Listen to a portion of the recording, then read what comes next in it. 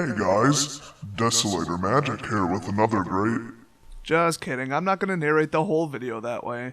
This is Desolator Magic here with another great video. This time I'm covering a hot topic that every MTG channel seems to be talking about. Shadows over Innistrad was announced quite a while back actually as the name of the first set in the new block as well as the name of the block itself. And just a few days ago they announced that Eldritch Moon is the name of the second set in the block.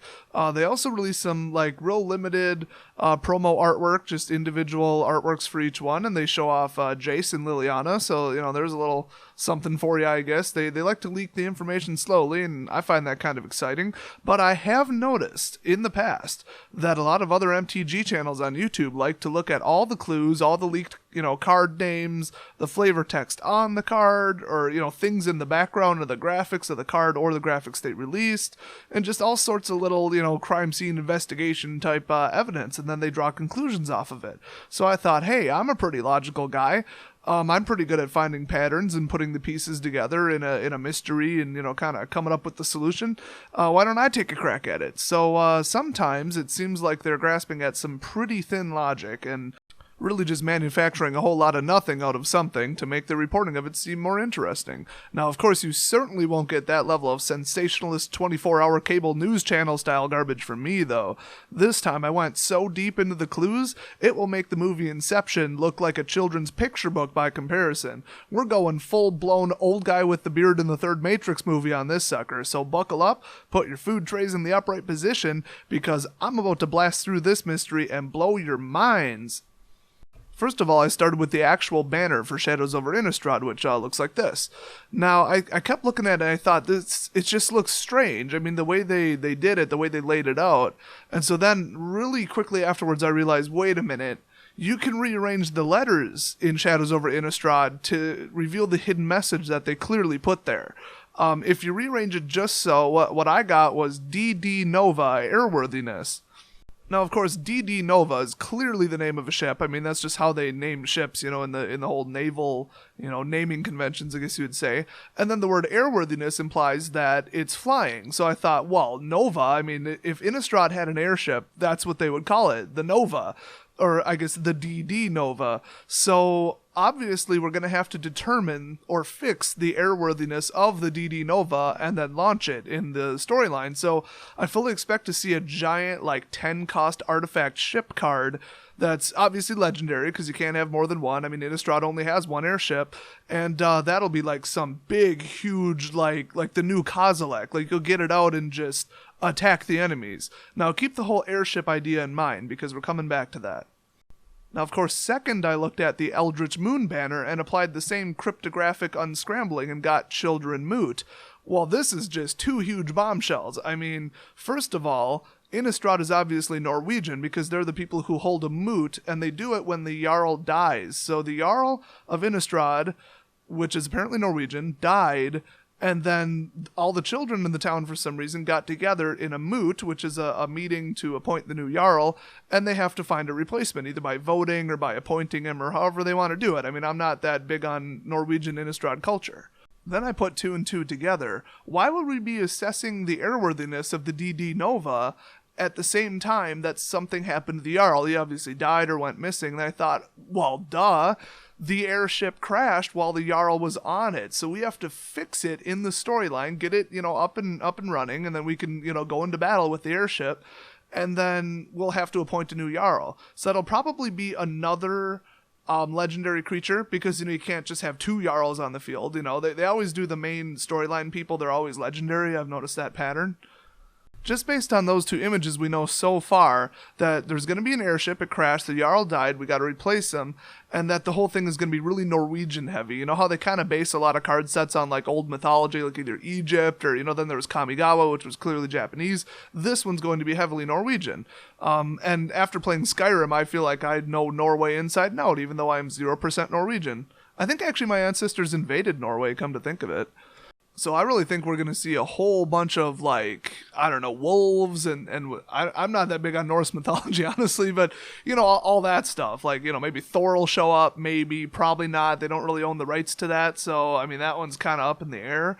But there's all kinds of, weird creatures in their mythology that I fully expect to be creatures. I mean, I wouldn't be surprised at all. Maybe some big Warhammer equipment, and ice picks and just traditional, old school stuff like that.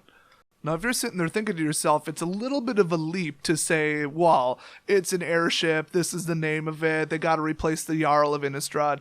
I mean, just look at the flavor text on Devil's Playground, which is one of the leaked cards. It says, the city is overrun. I would say burn it to the ground, but that won't be necessary.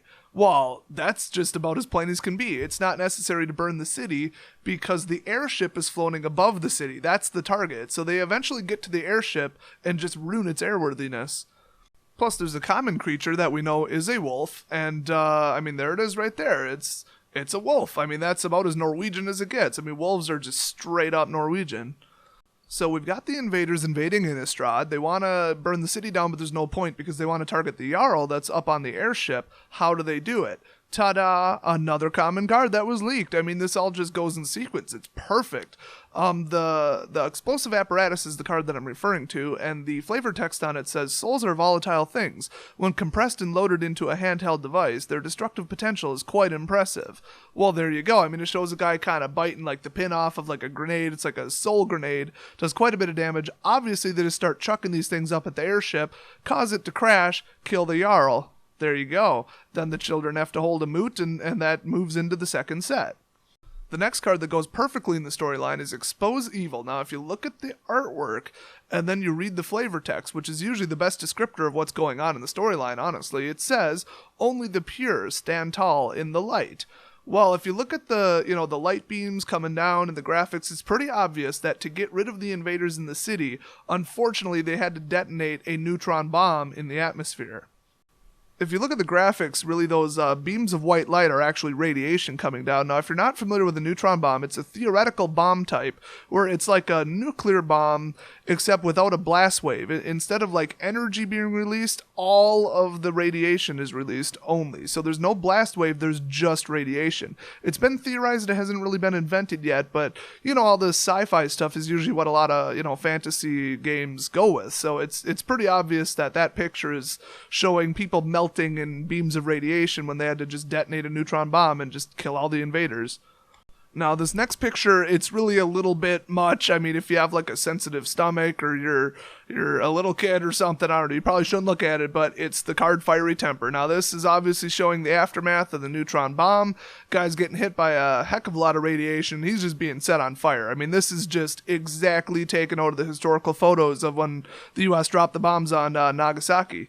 And of course, the flavor text says, let the flames ignore the sinless. Well, I mean, the sinless, the people who aren't invading the city, the actual residents, they better be wearing lead outfits, because that's the only way the flames are going to ignore them, I'm just saying.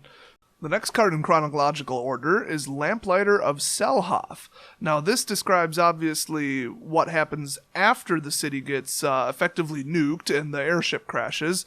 It says, for Stitchers and Necro-Alchemists, it's important that work can continue at all hours. So, obviously, this guy with, it looks like 5 or 6, 7 arms, a whole bunch of arms, he's the one responsible for the ship's airworthiness, the DD Nova. So, he's going to help rebuild the Nova and make sure that it can fly once the children's moot elects the new Jarl. So, I hate to spoil the storyline this much, but, I mean, it's just all right there in the text. The next card is the most interesting because this says where the whole thing goes, and this is just the most amazing tie-in ever. I can't believe they actually got the rights to this. It's Magmatic Chasm, and it says, creatures without flying can't block this turn, okay, whatever, but the text on it, the actual flavor text, is the Needle's Eye, a seldom-used passage that winds through Stensia's mountains, carries travelers close to Ashmouth. Too close, some would argue.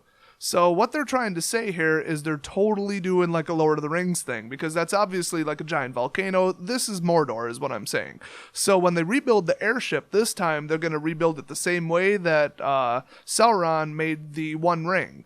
So they're going to forge it in the fires of Mordor, or Ashmouth as they call it in this instance, and then it probably won't crash again because it just can't be destroyed unless somebody crashes it back into the volcano. In this photo, you can see the just devastating consequences of the radiation on the town. the Innistrad logo that was actually like upright. You know, you guys know what the Innistrad logo looks like if you've seen the old set. Now, this is a screenshot actually from the trailer, so it's actually from the video that they released, and you can see it kind of twisting and melting with a lot of just beams of light coming down onto it. So I'm thinking there's a theme in this video that kind of hides it. I mean, they have the feather and it kind of turns red, and that's obviously symbolizing, you know, everybody dying in the town who wasn't protected from the neutron bomb. And then it just warps everything, all the structures, everything. I mean, other artwork shows everything on fire. There's just nothing left of the town. I mean, Innistrad is just cooked.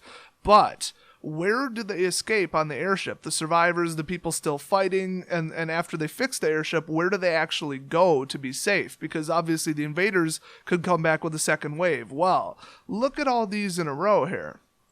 Okay, so in the first shot, we've got, you know, a feather and then the moon. Then we still got like an even better shot of the moon with the feather in front of it, a little tree there. Go to the next one, we've still got a pretty good shot of the moon, and you can actually see it's pretty close compared to the moon on Earth. Now you go to the next one, okay, you got the feathers, still the moon, and then there's the original version of the little statue in the center of the town that says, "Hey, welcome to Innistrad, yay!" And right behind it is the moon.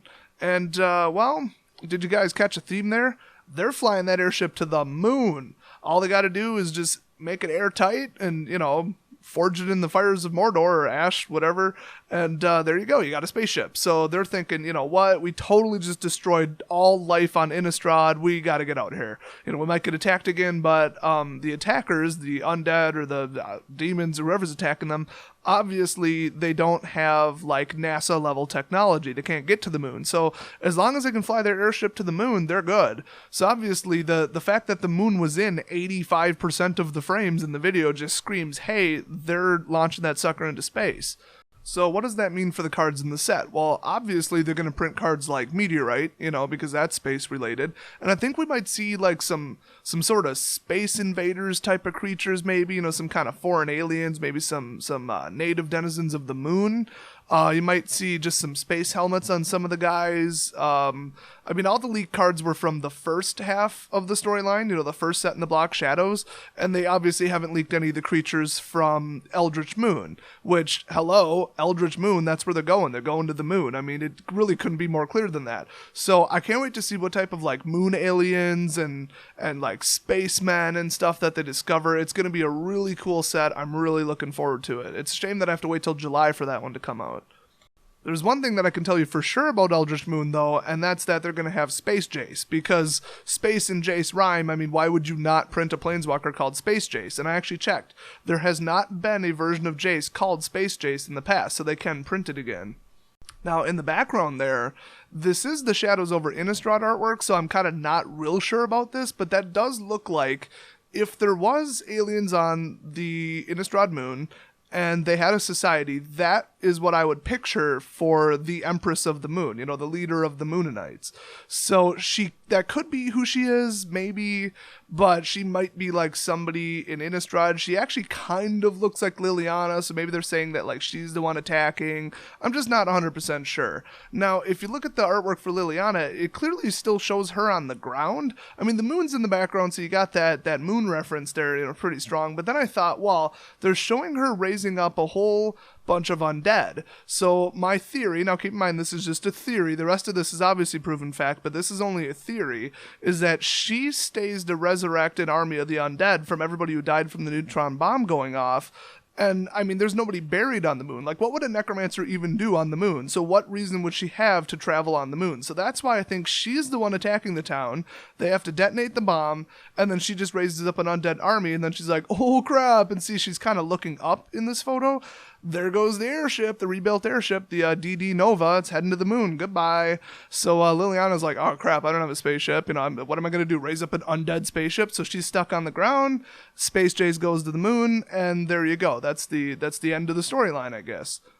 Obviously, there's some little holes in the storyline here, like, why do only the children survive? Why were all the adults on the airship when it crashed, and the children were, like, hiding underground? Is that why they were shielded from the radiation?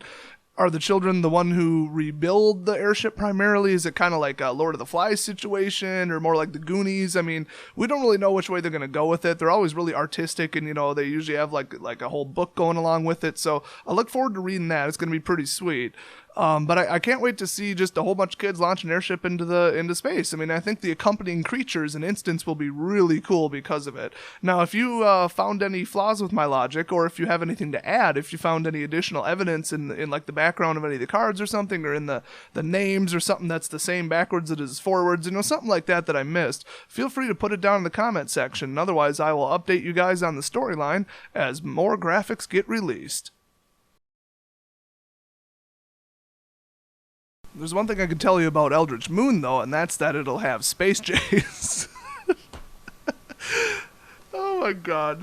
This is going to take a lot of takes. It's definitely going to have space. Space jays. Of course. What else would be in the set than space jays? Everybody get ready for Space Jays. There's going to be so many people unsubscribing from my channel after this. The Jedi are going to feel a disturbance in the Force.